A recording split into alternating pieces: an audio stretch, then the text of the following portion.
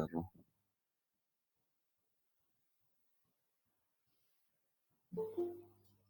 अच्छा, तो ये आपको नजर आ रहा है, ये जो मैंने खोली हुई है फाइल? जी सर, नजर आ रहा है। हाँ, तो ये जितने हैं ना, ये वो क्वेश्चंस हैं जो कि ना मुझे कहे गए थे। तो वो स्टार्ट में मुझे लगा काफी ज्यादा है, लेकिन बाद में मैंने नोट किया एक ही क्वेश्चन ना मल्टीपल पॉइंट्स के ऊपर जो है ना वो रिपीट कर रहा है।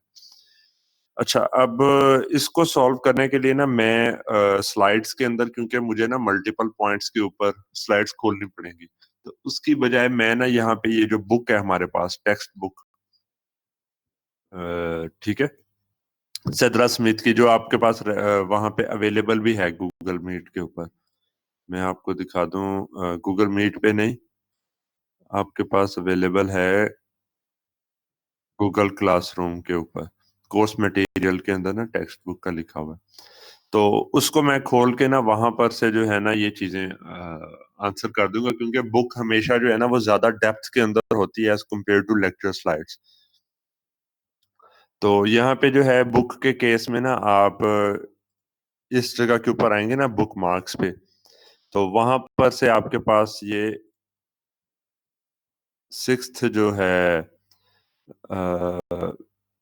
जो चैप्टर है इसका, जिससे रिलेटेड सारा का सारा जो कंटेंट करवाया जा रहा है, ठीक है, तो वो हमारे पास जो है ना यहाँ पे अवेलेबल है, जिसको हम अभी कर रहे थे। इधर बायसिंग इन बीजेटी सर्किट्स, वो भी सारा का सारा अवेलेबल है चीजें। तो बेशक आपको स्टार्ट में दूसरी बुक का एक का बताया गया था, लेकिन बायसिंग के हिसाब से जितनी भी मुख्तलिफ जो टेक्निक्स वगैरह है ना, वो सारी की सारी टेक्निक्स यहाँ पर जो है ना अवेलेबल है हमारे पास। तो मैं ना बुक के ऊपर ही ये सारा एक्सप्लेन कर दूंगा, ये ठीक है, स्लाइड्स की बजाय बुक पे हो रहा हो तो ठीक है। अच्छा जी, तो सबसे पहले क्वेश्चन की तरफ हम मूव करते हैं। किधर गया? सैचुरेशन करंट क्या है? अच्छा, ये क्वेश्चन रिलेटेड है सैचुरेशन रीजन क्या है उसके साथ।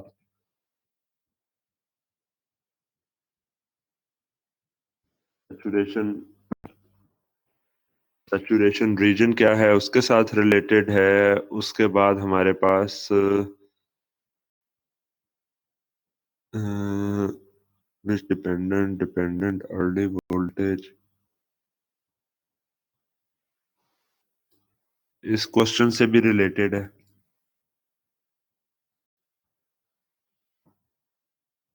ठीक है, और हमारे पास बस ठीक है, ये इन्हीं क्वेश्चन से जो है ना ये रिलेटेड है। तो इन तीन को जो है ना मैं ये इकट्ठे जो है एक तरह से सॉल्व कर दूंगा इसको। अच्छा जी, तो सैचुरेशन रीजन पहले मुझे थोड़ा सा बता दें, कोई स्टूडेंट है जिसको आइडिया है सैचुरेशन रीजन क्या होता है?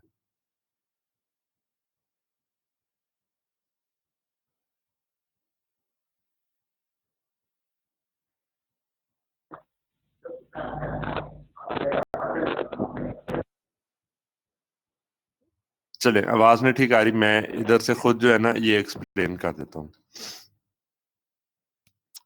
ठीक है जी, तो हमारे पास क्या होता है कि जो भी एक अदद हमारे पास जो बीजेटी है उसको ना हम लोग प्रॉपर तरीके से ना बाइसिंग उसकी करते होते हैं। भी कर्व्स कम गई, ठीक है। तो हमारे पास जो एक बीजेटी है, लेट्स से ये एनपीएन हमारे पास आ रहा है, तो इसके अंदर ये हमारे पास अब ये देखें ना, लाइव रिकॉर्डिंग में ये मसला होता है, बार बार स्टूडेंट्स इंटर हो रहे हैं तो मुझे सारा कुछ छोड़ के जो है ना उस तरफ को जाना पड़ जाता है। ये बेस है, ये कलेक्टर है, और ये हमारे पास जो है ना एमिटर है। तो हमने जब इसको बायस करके ऑपरेट करवाना होता है ना, तो जो स्टैंडर्ड हमारे पास जो एक सिनेरियो है, सबसे पहले वो हमारे पास आ जाता है कि जी तीन हमारे पास एक तरह से आप समझ लें मोड ऑफ ऑपरेशन है। जो पहला मोड ऑफ ऑपरेशन है ना, वो हमारे पास है कट ऑफ का। ठीक है। कट ऑफ का क्या होता है कि आपको जो है ना इसको ऑपरेट करवाने के लिए यहाँ पे प्लस माइनस एटलीस्ट 0.7 वोल्ट्स जो है ना वो आपको सप्लाई करने हैं। तो अगर आपने यहाँ पे 0.7 वोल्ट सप्लाई नहीं किए या फिर आपके पास जो है यहाँ से जो आईबी करंट जो फ्लो करना था वो करंट आपके पास 0 हो जाता है। ठीक है, ये डीसी के अंदर या लार्ज सिग्नल में बात हो रही है। अगर ये करंट 0 हो जाता है या यहाँ पे 0.7 वोल्ट्स आप नहीं मेंटेन कर पाते, जो कि दोनों काम इकट्ठे होंगे। अगर ये 0.7 वोल्ट्स नहीं है, ठीक है, तो यहाँ पर से आपके पास कोई बेस करंट भी नहीं होगा। अगर बेस करंट नहीं है तो दोनों केसेस के अंदर आप लोग आ जाएंगे कट ऑफ मोड के अंदर। ठीक है, कट ऑफ मोड में क्या होता है कि आप ऐसे समझें कि जैसे ट्रांजिस्टर आपके पास ऑफ है, तो जब ट्रांजिस्टर आपके पास ऑफ होगा कट ऑफ रीजन के अंदर, तो ये जो कर्व है यहाँ पे हमारे पास आ रही है VCE,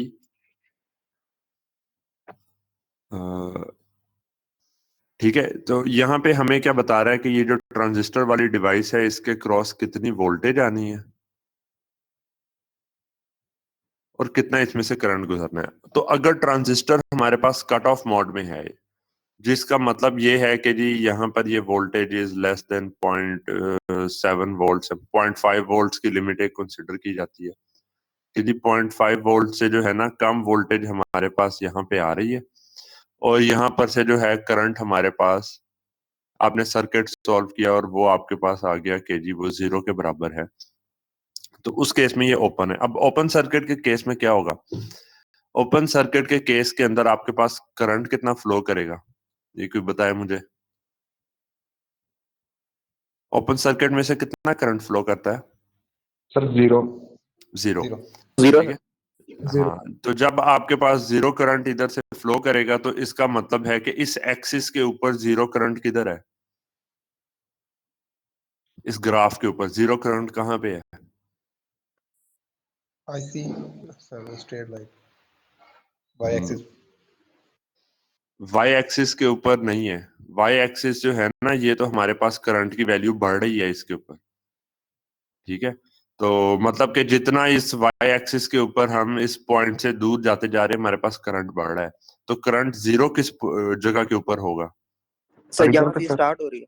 हाँ ठीक है, यहाँ पे इस पॉइंट के ऊपर। इसका मतलब है, अच्छा, और जीरो करंट का एक्चुअल मतलब ये बनता है कि तमाम पॉसिबल वैल्यूज जहां पर ये जीरो हो वो ये पूरा का पूरा जो है एक्स एक्सिस आ जाता है आपके पास। पूरा एक्स एक्सिस जो है ना उसके ऊपर करंट की वैल्यू जीरो है।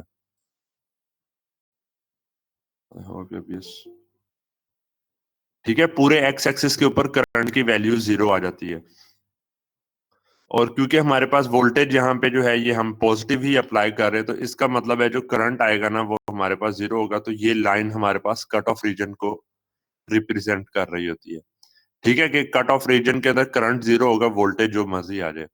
पर यहाँ पर अगर आप एक कोई सप्लाई लगाई होती है तो जो सप्लाई की वोल्टेज आएगी तो वही वोल्टेज आती है। इधर VCE को एग्जैक्ट नहीं हमने बताया, हमने 1 वोल्ट अप्लाई किया, 3 वोल्ट है क्या है, जो भी वैल्यू होगी वही वोल्टेज आ जाएगी इधर। ठीक है, ये कट ऑफ है तो अप्लाइड वोल्टेज इसके क्रॉस टोटल आ गई। ठीक है,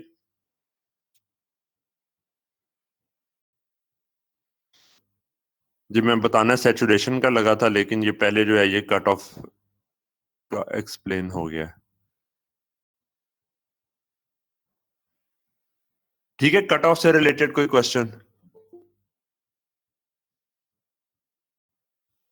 सर अगर ड्यूरिंग डिजाइनिंग हमारा जो सर्किट है वो कट ऑफ में चला जाए तो सर ये सर्किट हमारा जो है वो पूरा सर्किट का ही मसला बन सकता है सर। जी तो जी एक तो ये चीज है और दूसरी चीज सर फिर आपने एक बताया था कि अगर हम एक फॉर एग्जांपल एक रजिस्टर हमारे पास खराब हो गया है उसमें बीटा की वैल्यू चेंज करने से इशू बनता है, यानी कि एक रजिस्टर की रजिस्टर दूसरी नहीं, beta. Transistor. Sorry sorry sorry transistor sir.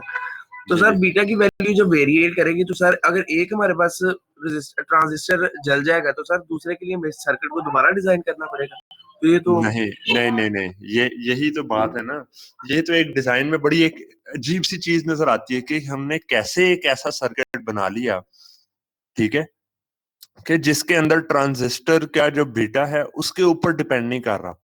इसको मैथमेटिकली हम सॉल्व करेंगे और हमारे पास ना ये जरा अभी जब स्मॉल सिग्नल मॉडल्स के बाद जाके ना मेन वो वाले पॉइंट्स आएंगे, कॉमन एमिटर और एम्पलीफायर और common emitter with degeneration register वाले एम्पलीफायर्स, जो कि आपका इस हफ्ते के अंदर अगले लेक्चर में थोड़ा बहुत आएगा, और उससे अगले लेक्चर के अंदर जाके ना डेप्थ में उन चीजों ने आना है।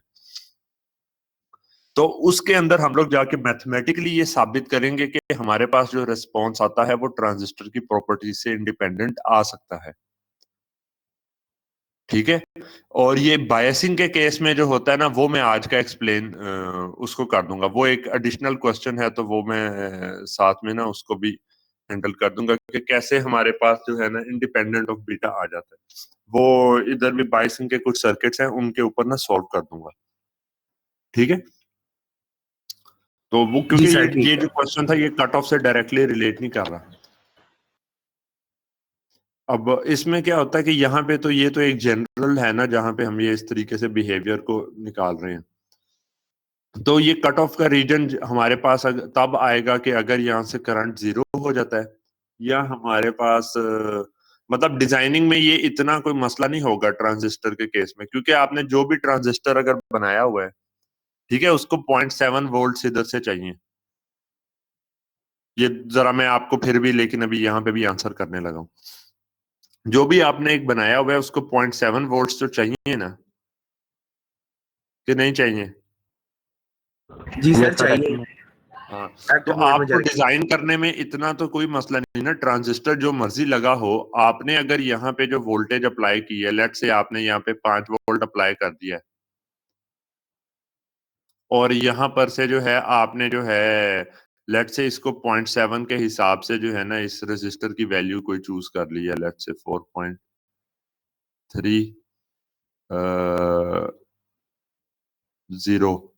नहीं, 4.3 की बजाय 430 मेगा कर देते हैं, 43 के लेट से 43 किलो ओहम का जो है ना आपने ये रेजिस्टर लगा दिया। अब आपके पास ये जब तक होगा, यहाँ से क्या बेस करंट जीरो होगा इसमें? नहीं सर, फ्लो कुछ करेगा, 0.7 से ज्यादा ही होगा। हाँ, 100 माइक्रो एम्पेयर करंट भी फ्लो करता रहेगा। तो ट्रांजिस्टर को चेंज करने से ये चीज तो नहीं ना चेंज होगी, क्योंकि हर ट्रांजिस्टर ने लेने तो इतने ही वोल्टेजेस हैं। तो ट्रांजिस्टर चेंज करने से कि जी आपके जो है कट ऑफ में चले जाएंगे, ये चीज इतनी भी ज्यादा जो है ना पॉसिबिलिटी इसकी नहीं होती, ठीक है। वहां पे जो बात हो रही थी वो ये नहीं थी कि आप जो है कट ऑफ के अंदर पहुंच जाएंगे, वहां पे मेन ये बात थी कि आपका क्यू पॉइंट कट ऑफ के करीब पहुंच जाएगा, जो कि बायसिंग का पॉइंट है। तो कट ऑफ में नहीं जाएंगे, बायसिंग का पॉइंट इसके करीब आ जाएगा, लेकिन जब इसके ऊपर फर्दर आप कोई स्मॉल सिग्नल अप्लाई करेंगे, ठीक है, स्मॉल सिग्नल आप जब यहाँ पर अप्लाई करेंगे तो वो उसकी वजह से एम्पलीफिकेशन के केस में पॉसिबल होता है कि आप कट ऑफ में चले जाएंगे, ठीक है। ये ऐसे नहीं होता कि बायसिंग पॉइंट आपका जो है वो ड्रिफ्ट करके सीधा कट ऑफ में चला जाए, वो बहुत रेयर है, क्योंकि ये रजिस्टर आपने लगाया हुआ है, बीजेटी से क्या फर्क पड़ेगा, दूसरा लग जाता है इधर तो इस चीज का नहीं इम्पैक्ट होगा। आमतौर पे जब आप ये लगाते हैं, एक ट्रांजिस्टर से दूसरे को चेंज करते हैं, तो उससे क्या होता है कि जी पहले लेट से आपने बायसिंग किसी और पॉइंट के ऊपर की हुई थी, तो अब आपके पास जो है ना डीसी ये जो लोड लाइन है इसके ऊपर एक पॉइंट की बजाय अगले पे मूव कर देंगे। फॉर एग्जाम्पल, आपने यहां पर से किया था 100 माइक्रो एम्पेयर का करंट गुजरा था, ट्रांजिस्टर का बीटा लेट से है 100 था, 100 है, ठीक है। और यहाँ पे सर्किट के अंदर ना कोई एक लोड रेजिस्टर भी लगा हुआ है। ये समझ आ रही है ना आपको? जी सर, आ रही है। ठीक है। अच्छा, अब क्या होता है कि आपने अगर इसको 100 की बजाय जो है ना 500 वाला एक कोई लगा दिया, तो क्या बेस करंट चेंज हुआ है कोई यहाँ पे? नहीं सर, चेंज नहीं हुआ बेस करंट। वो कोई नहीं चेंज हुआ, वो तो इस रेजिस्टर पे डिपेंड कर रहा है ना, और इस वोल्टेज पे डिपेंड कर रहा है, तो वो तो कुछ नहीं हुआ। जो डीसी लोड लाइन पे एक्चुअल चेंज आता है ना, वो चेंज हमारे पास क्या आता है कि अगर 500 है बीटा, तो इधर से जो करंट है वो 100 के मुकाबले में 5 गुना जो है ना वो करंट बढ़ जाएगा। मतलब पहले आपके पास अगर इस पॉइंट के ऊपर आप थे, ठीक है, और आपके पास करंट की वैल्यू, कलेक्टर करंट आ रहा था आई डोंट नो 10 मिली आ रहा था, क्यों? क्योंकि 100 माइक्रो को आप जो है वो 100 से मल्टीप्लाई करें पिछले बीटा से तो 10 मिली एम्पियर आ रहा था। आपने जैसे ट्रांजिस्टर लगाया जिसका बीटा जो है वो 500 है, तो इसने क्या किया कि इस करंट को इंक्रीज करके 50 मिली एम्पियर पे ले गया। तो डीसी लोड लाइन के हिसाब से आपका क्यू पॉइंट यहां से शिफ्ट होके इस पॉइंट के ऊपर आ गया, ठीक है, कि सैचुरेशन के आप करीब। तो आमतौर पे क्या होता है कि ये ट्रांजिस्टर चेंज करने से जो क्यू पॉइंट है वो इस लाइन के ऊपर मूव करता है। कट ऑफ में जाना उसका बहुत मुश्किल होता है, पर वो कट ऑफ के करीब आ सकता है, ठीक है। लेट से आपके पास पहले जो है 100 की बजाय दूसरा लगाया जिसका बीटा 50 है, तो जिसका बीटा अगर 50 है तो 50 से क्या होगा कि करंट 10 की बजाय 5 मिली हो गया। समझिए आप? जी सर, बेस ठीक। करंट वो कट ऑफ जी का सर। रिलेशन जो है ना वो बेस टू एमीटर के साथ है, वहां पे नहीं फर्क पड़ता, लेकिन लोड लाइन में आप ऊपर नीचे मूव कर जाते हैं। ठीक है सर। ठीक है, तो अच्छा ये अब मैं देख लूं मैंने कौन सा क्वेश्चन आंसर किया है, क्योंकि ये इसमें से जो जो आंसर हो जाए ना वो बेहतर होता है कि उनको कट ऑफ मोड का मैंने बता दिया आपको। ये चीज when we come to know that we have reached it cut off when we are not sure to exact reading of the input supply, ये मैं एंड पे देखूंगा, मुझे समझ नहीं है क्या बात होती है।